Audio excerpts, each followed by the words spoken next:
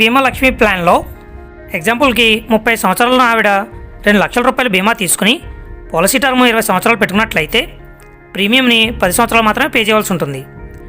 ఈమెకి yearly premium వచ్చి 34,480 రూపాయలు, అంటే మంత్లీ 2,873 రూపాయలు.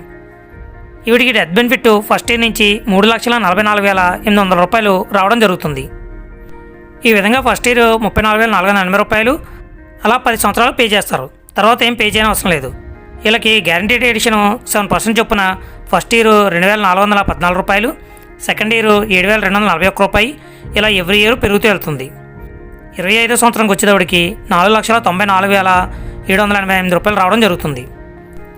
నెక్స్ట్ దీంట్లో సర్వైవల్ బెనిఫిట్ ఆప్షన్ ఏని ఎంచుకున్నట్లయితే మనం ప్రీమియమ్స్ పే చేయడం కంప్లీట్ అయిన తర్వాత 10వ సంవత్సరం మనం తీసుకున్న బీమాలో 50% అంటే 1,00,000 రూపాయలు మనకి యాడ్ చేయడం జరుగుతుంది.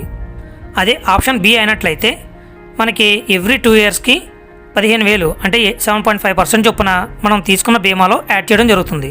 అలా 25వ సంవత్సరం వరకు యాడ్ అవుతుంది.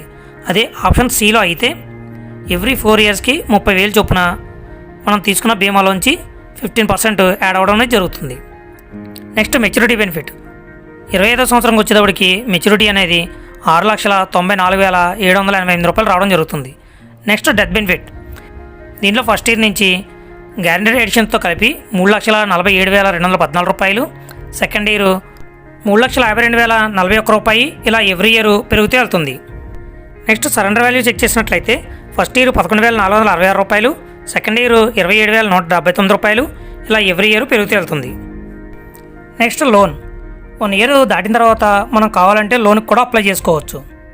నెక్స్ట్ సరెండర్ వాల్యూ మనం పాలసీ కట్టిన సంవత్సరం తర్వాత పాలసీ వద్దనుకుంటే పాలసీని సరెండర్ చేసి అమౌంట్ని రిటర్న్గా పొందవచ్చు.